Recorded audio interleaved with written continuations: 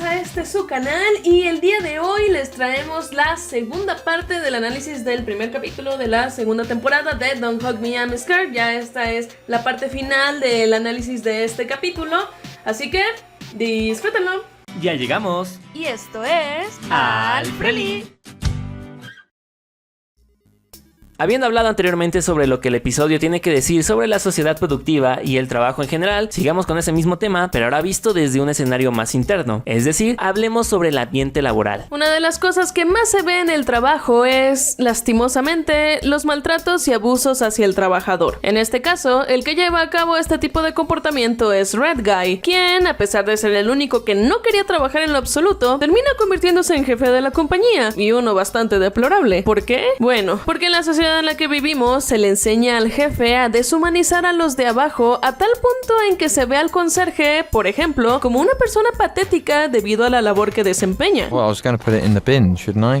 Don't do it yourself. Make the bin do it. He's pathetic. Yes, sir. I'm pathetic. Y no solo se le enseña a deshumanizar a los de abajo, sino que además se le premia que maltrata a sus trabajadores. Fine. Get a load of you. I really liked what you did at the end there. Y claro, sabemos que no todos los trabajadores dejan que se les dé este tipo de trato, pero ¿eso hace que les vaya bien? Pues no. Esto lo podemos ver cuando Doc va a reclamarle a Red Guy por el trato que ha estado sufriendo en la compañía. Sin embargo, Red no sabe cómo solucionar esto, por lo que termina cediendo ante la presión de los demás y hace esto. Please do it. Do it. That's it. Here, take your things. En vez de dialogar con Doc e intentar llegar a un acuerdo para que se sienta más cómodo en su trabajo, prefirió deshacerse de él, despedirlo y buscar a alguien que no se queje, demostrando cómo Red es un jefe incompetente. Pero esta no es la única forma en la que los trabajadores son maltratados. La cosa no se limita a solo gritos o ignorar sus necesidades. Hay una lista considerablemente extensa en la que Don't Hug Me, I'm Scared nos demuestra esta cruda realidad. Empecemos con la mala alimentación a la que los trabajadores tienen acceso. Esta, básicamente, se limita a la comida que puedes comprar en una máquina expendedora. En la serie lo vemos como un alegre número musical en el que los empleados disfrutan de los alimentos que la máquina les da como si estuvieran hipnotizados. Tanto así que ni siquiera son capaces de ver que lo que están comiendo en realidad no es más que comida falsa. Además, no es solo que les den comida falsa, sino que también tienen que pagar por esa comida. Y los alimentos que son gratis, literalmente, son la basura que la máquina recoge del suelo, licuado en una malteada café. Ah, ¿pero qué pasa con la comida del jefe? ¿Acaso él también tiene que hacer fila para comer de una máquina expendedora? ¡Claro que no! Él tiene sus platillos exclusivos que hasta llevan diamantes, que en la vida real serían esos platillos que tienen oro comestible y realmente no sirven para nada, solo para demostrar algún tipo de estatus social. Tal vez sea estúpido, pero también es tonto. Por otro lado, algo que podemos notar en el capítulo y que también pasa muchísimo en el mundo real, es que la compañía mantiene a los trabajadores necesitados, en este caso por comida. Hi there, how are you? How is your child? Good, thanks. I like my child, but not as much as I like lasagna. We should go. If you're going, can I have your lasagna?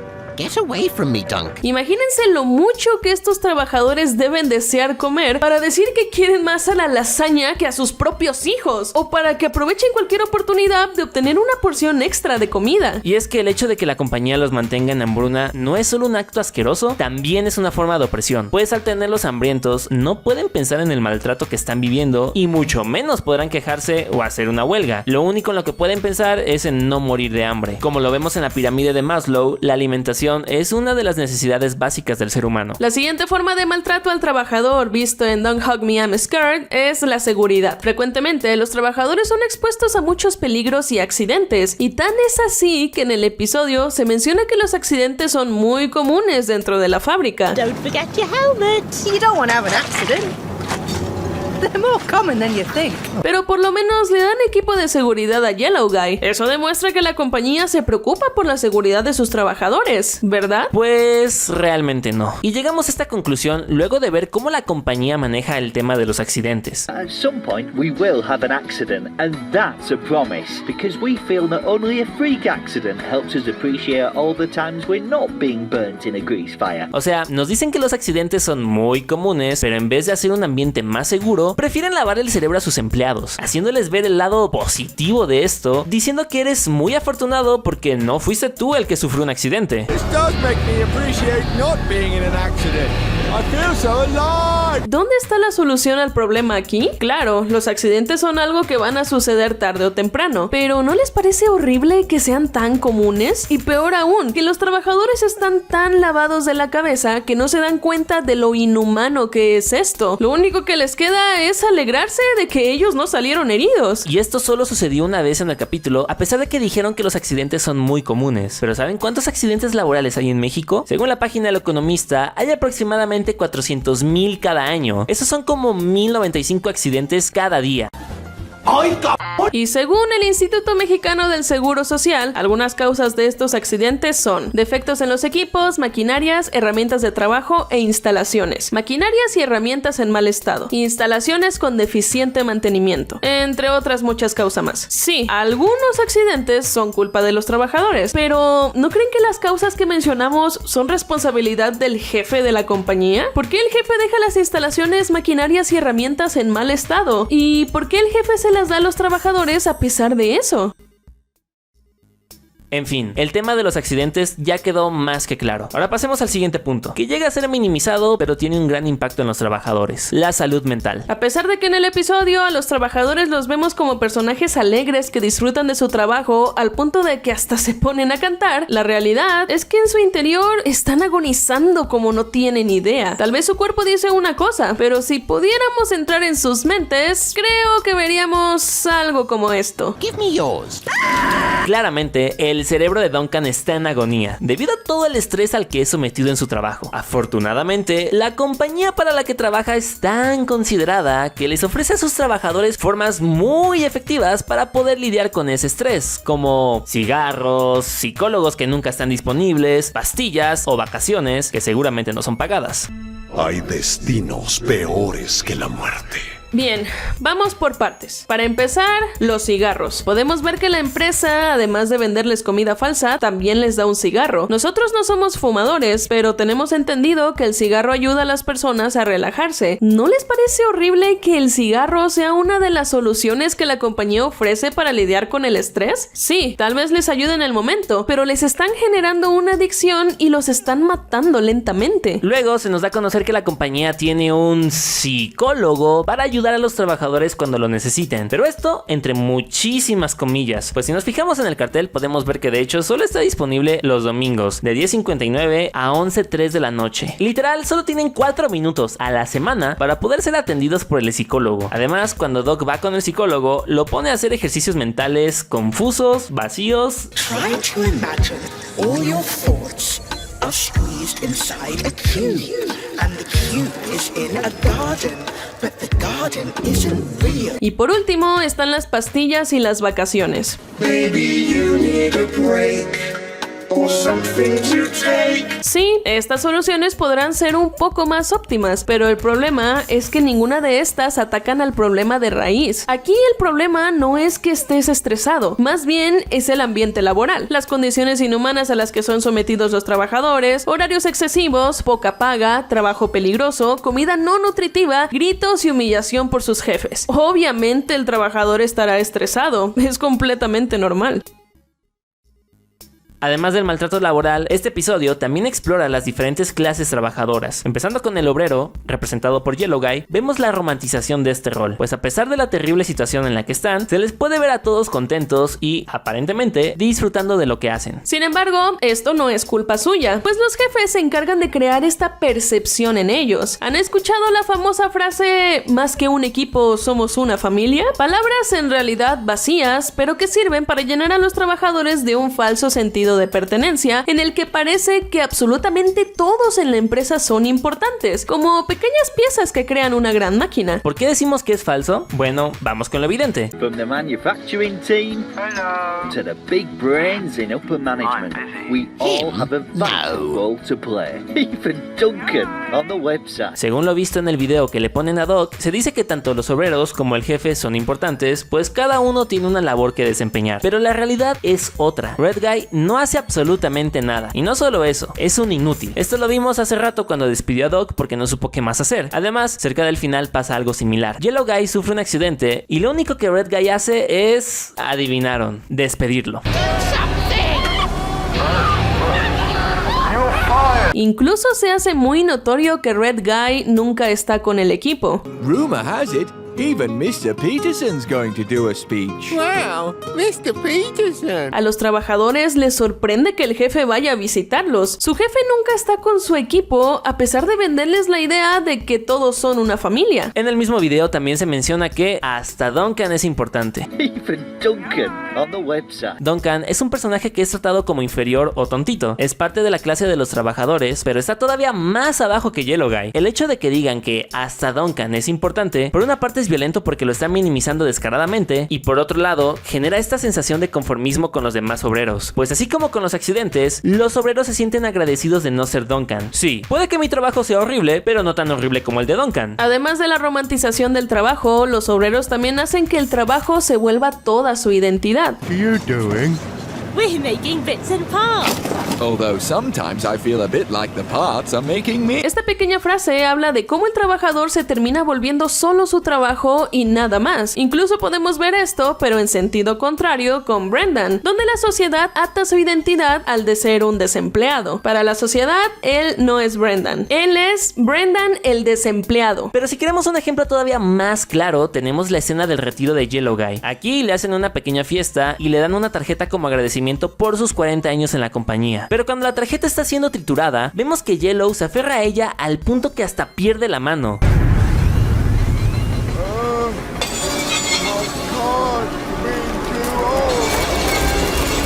Y es que para Yellow, esa tarjeta no es solo un pedazo de papel, son 40 años de su vida. Y de verdad, 40 años de su vida equivalen a una pequeña fiesta y una miserable tarjeta. Por supuesto que no. Es por eso que, en la vida real, resulta bastante indignante cuando empresas dan regalos mediocres a sus trabajadores veteranos. Recientemente se viralizó el caso de un hombre que trabajó 27 años en Burger King y como regalo recibió una bolsa toda chafa con 2 plumas, una correa para su gafete, un vaso, un boleto de cine, unos Reese's y unos Lifesavers. No, pues a ver si para los 40 años me dan unos Ferreros y 3 limones. Pero casos como estos son muy comunes en las empresas. ¿Y saben qué es lo peor de todo esto? Que el trabajo que desempeñan ni siquiera tiene sentido. Luego de que Yellow Guy hace las piezas, estas se meten en una máquina para luego regresar al inicio de la banda, convertirse en materia prima, para nuevamente ser convertidas en piezas y así sin parar. En la vida real, esto podría hacer alusión al plástico, donde hay personas que dedican toda su vida para crear botellas de PET y demás productos para que solo sean usados una vez por las personas, sean desechados y con suerte recolectados para volver a ser usados como materia prima para crear nuevos productos de plástico. Entonces, además de que pasan toda su vida en eso, lo que hacen no tiene un gran propósito. Y por último, con los trabajadores podemos ver cómo, para la compañía, los empleados no importan. Esto lo podemos ver cuando Doc va con el Carehound para poner sus quejas, pero en lugar de recibir las quejas de Doc por sus oídos, lo hace por la boca. Into its ear? No, just right into the mouth of the Carehound. Get it all out. Esto es así porque los trabajadores en realidad no son escuchados. El Carehound de hecho se preocupa más por los intereses del jefe que por los de Doc. Por eso vemos cómo le lavan el cerebro a Doc para que se convierta en un obrero más. Ya hablamos de los empleados, pero ahora vamos con la otra clase trabajadora que aborda el episodio, el jefe. En este caso lo vemos representado un poco con Doc, pero en su mayoría por Red Guy. ¿Por qué Doc? Bueno, esto es porque a pesar de que él no se convierte en jefe de la compañía, al inicio sí tiene la intención de serlo. Y es en Doc donde se puede notar muchísimo una característica de los jefes, su superioridad. Doc no puede aceptar que otra persona asuma el puesto del jefe más que él. Esto se ve clarísimo en la escena donde se entera que Red Guy es el jefe. Big brains in upper management. We all have a valuable. Además, Doc siempre busca la autoridad y el respeto de los demás, como cuando dice que quiere crear una criptomoneda cuyo valor esté basado precisamente en el respeto, o cuando cree que para conseguir el respeto de los demás debe ser agresivo. Need to be more aggressive. That's how you get ahead in the workplace. Give it here. Attention, freaks, it's me. We're supposed to be starting our new job any moment. How do we get out of here and away from you immediately? De hecho, justamente fue así como Red Guy logró convertirse en jefe. Además, Doc se sorprende cuando ser agresivo no le da resultados. Strange, they're pretending they don't respect me. ¿Y por qué se sorprende? Básicamente porque este personaje se siente superior a los demás. What about me? I should get the helmet. I've got the most valuable brain. All right, machine. I'd like 2 of everything, please. Get away from me, Duncan. Don't get too close to them. They look feral. Todas esas actitudes y palabras denotan cómo ve a los demás, en especial a los trabajadores, como seres inferiores a él. Es más, hasta parece que los ve como animales al llamarlos salvajes. Este episodio también expone cómo el jefe en realidad no hace nada y a pesar de eso está en la cima y es elogiado. Red Guy, como ya vimos anteriormente, nunca está trabajando y sin embargo es constantemente elogiado. Lo peor de todo es que se la cree, sintiéndose orgulloso de sí mismo, algo que podemos ver por el hecho de que marcó el elogio que le hizo el fax. Y bueno, tal vez estas cosas por sí solas no hacen tanto daño a nadie, solo los hace ver como tontos que se creen mucho cuando en realidad no sirven para nada. El problema viene cuando son ellos los que se llevan todo el crédito, algo que podemos notar en el nombre de la empresa, Petersons and Sons and Friends, donde Peterson, sus amigos e hijos son los que están en el nombre a pesar de ser los que menos trabajan. Algo totalmente injusto, pero que realmente sucede con empresas que tienen los nombres de sus fundadores a pesar de que ya murieron, como Disney o los hermanos Warner. Y por último, el episodio también nos habla de los privilegios que obtienen los jefes, algo que creo que ni siquiera necesita explicación, pero en la serie lo podemos ver con la comida de diamantes de Red Guy, que hasta es desperdiciada, o que las reglas no aplican para el jefe, como cuando Red Guy va al baño y... You didn't wash your hands. Yeah, so what?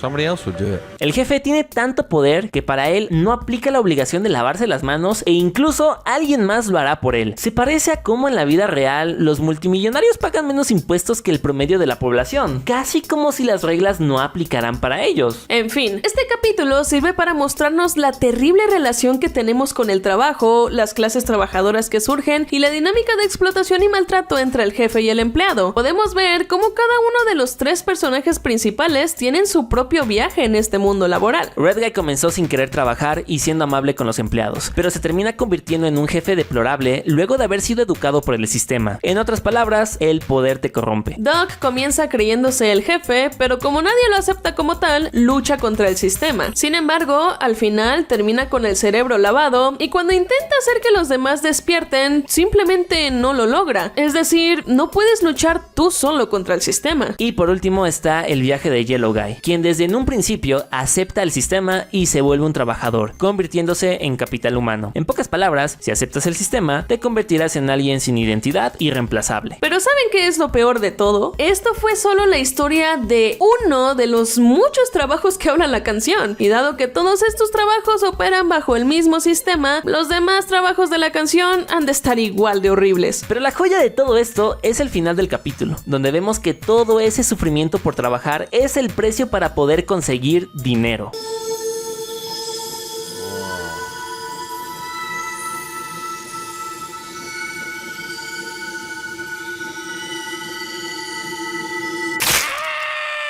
El cual te ciega de todo este maltrato y te termina dañando. Y bueno, Frelis, pues hasta aquí dejamos el video del día de hoy. Díganos ustedes qué opinan, tienen ustedes otras interpretaciones, porque esto se da para que todo el mundo pueda pensar lo que quiera. Y también díganos si les gustaría que siguiéramos con los análisis de estos capítulos. A nosotros nos encantaría hacerlo porque nos gustó mucho esta temporada de Don't Hug Me I'm Scared, pero depende de ustedes. Sí, recibimos mucho apoyo en este video y en la primera parte también. Recuerden que si la primera parte tiene 50,000 vistas, vamos a hacer el análisis del segundo capítulo, pero por favor, ayúdenos a lograrlo. Y bueno, si por alguna razón todavía no han visto la primera parte de nuestro análisis, aquí en la cara de Eli va a estar apareciendo para que vayan y lo vean. O si ya lo vieron, pues les dejamos aquí en la cara de Alfie un video muy especial, un documental de 2 horas sobre Butch Hartman. Nos esforzamos mucho haciéndolo, así que vayan a darle un vistazo si no lo han hecho. Frelis, muchísimas gracias por ver este video hasta el final y recuerden que los queremos mucho.